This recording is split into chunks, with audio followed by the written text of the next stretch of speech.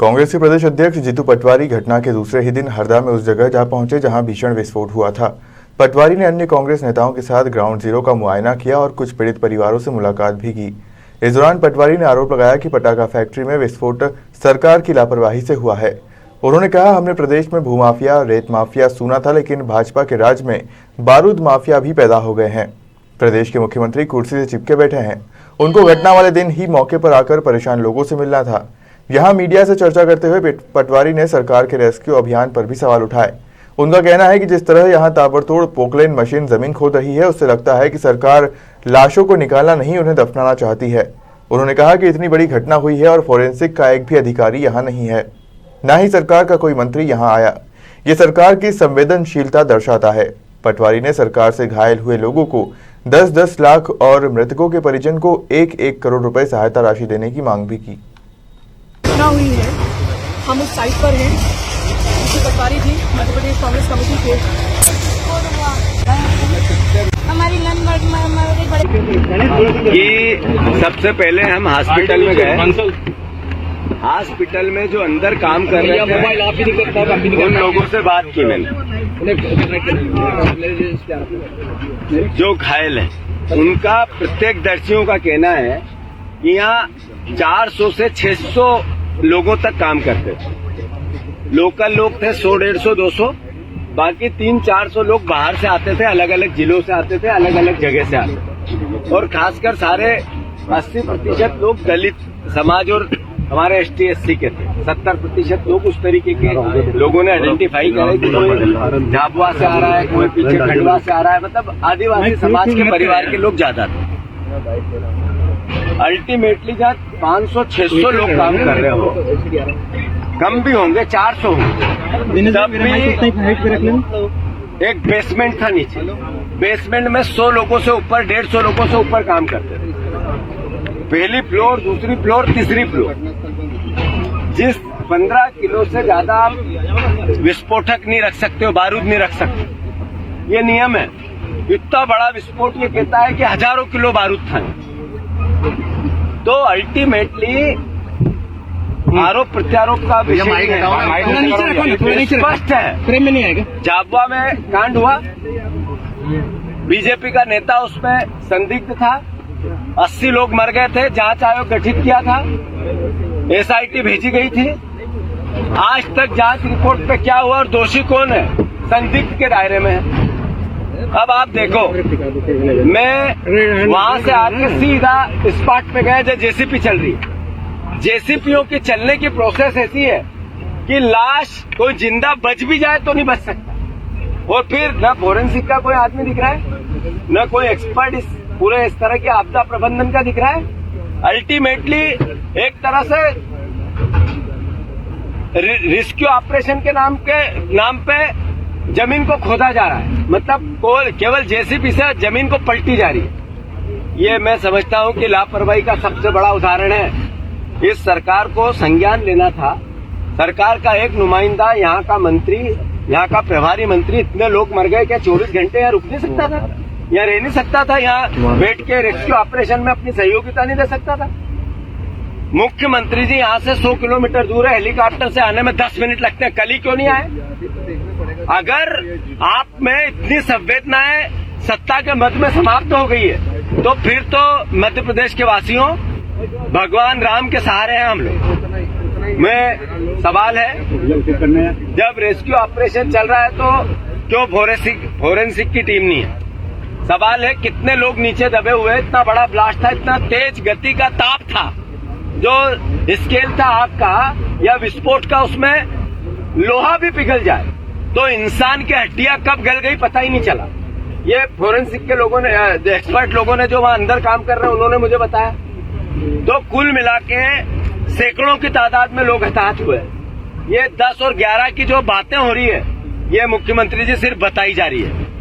मैं आपसे अनुरोध करता हूं, गरीब की जान की कीमत नहीं है इस मध्य प्रदेश में। गरीब की जान की परवाह करो। आप अलग अलग तरीके से राशन दे के गरीब का वोट लेने की कोशिश करो, आपकी इच्छा, पर जान की कीमत करो। आप ये बताओ, आपने अभी तक हमने नाम सुना था कि शराब माफिया होता है, भू माफिया होता है, रेत माफिया, माइनिंग माफिया होता है, ये बारूद माफिया मध्य प्रदेश में काम कर रहा है। शर्म आती है। मांगे हमारी, जो लोग हताहत है उनको 25,000 50,000 की बात नहीं करे सरकार, 10-10 लाख रुपए घायलों को देना चाहिए, 1-1 करोड़ मृतकों को देना चाहिए।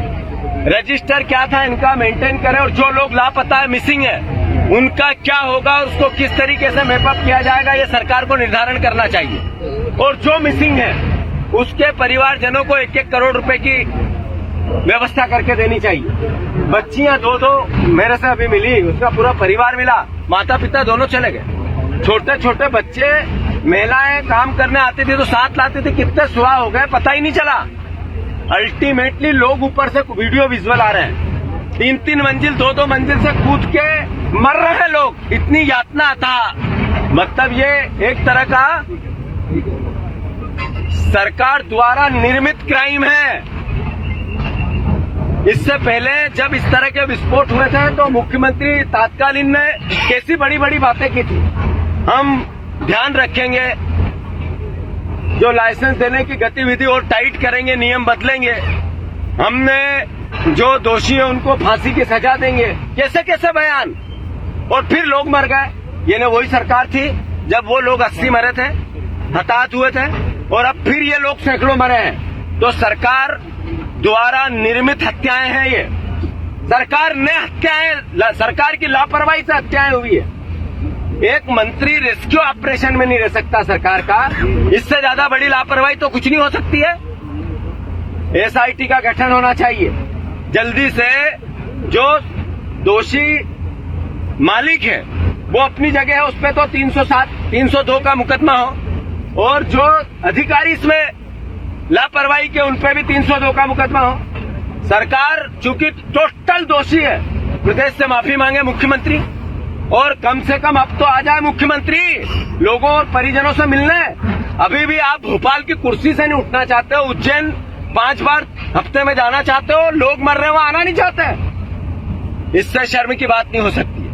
मोहन भैया कृपा करो, मुख्यमंत्री जी हरदा आओ और जल्दी से मरों की लाश, जो लाशें वो ढूंढवा के परिजनों को दो, और इनके लिए जो बेस्ट से बेस्ट हो सकता है, अच्छे से अच्छा हो सकता है वो करो। कांग्रेस पार्टी इस पूरे काम में आप सरकार के साथ। मिसिंग के 2 मामले ही आए हैं सर, प्रशासन का कहना है कि मिसिंग के 2 मामले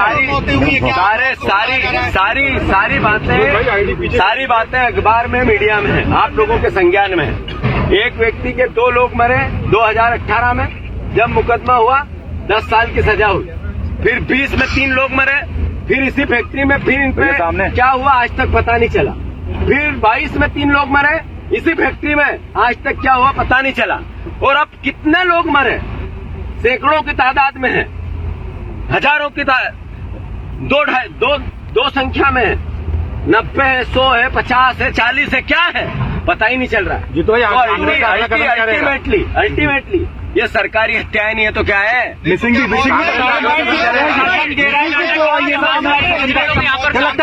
पटाखा फैक्ट्री के पास तमाम लाइसेंस कितनी मौतें हुई हैं, मौत के आंकड़ों को। आप इतने पत्रकार, इतने मीडिया, इतने कैमरे हैं, मैं आपसे सवाल है, क्या मौतों को छुपाया जा रहा है कि नहीं छुपाया जा रहा है? ऐसे जेसीबी चलेगी, 600 लोग जहाँ काम करते हैं, एक साथ ब्लास्ट होगा और नीचे गिर जाएगी, दब जाएगा। और इस तरीके का रेस्क्यू ऑपरेशन जो नॉन प्रोफेशनल लोगों के, बिना प्रोफेशनल लोगों के द्वारा चलाया जा रहा है, तो नेचुरल है लाशों को छुपाने का षड्यंत्र है। विधानसभा चल रहा है, उनके पास पीएम आवास योजना के मकानों को मंजूरी दी गई पटाखा फैक्ट्री के पास। सब बातें सरकार की घोर लापरवाही का नतीजा है।